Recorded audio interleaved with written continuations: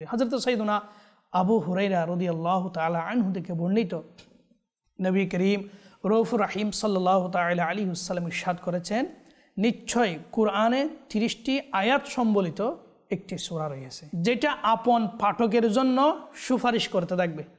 সুবহানাল্লাহ। এমনকি তাকে শেষ পর্যন্ত সুপারিশ তো করবে, শেষ পর্যন্ত ক্ষমা করে আল্লাহ তাআলার পক্ষ থেকে নিবে এবং সাথে সাথে তাকে ওই সূরা মুলক জান্নাতে নিয়ে যাবে। আল্লাহু আকবার।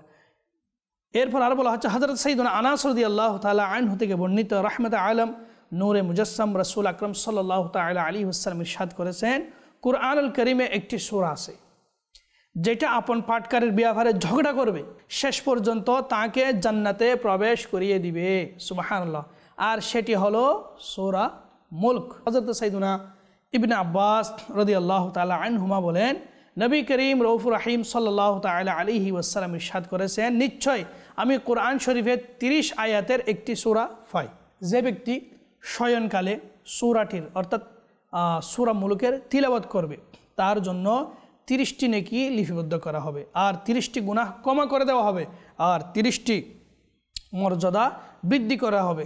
আল্লাহ তাআলা আপন ফিরিস্তাদের মধ্য থেকে একজন ফিরিস্তা তার নিকট প্রেরণ করবেন, সে যেন তার উপর নিজ ফাঁকা মেলে ধরে আর জাগ্রত হওয়া পর্যন্ত তাকে সকল কিছু থেকে রক্ষা করে। আল্লাহু আকবার। আর এটা সূরা মুলক শরীফ।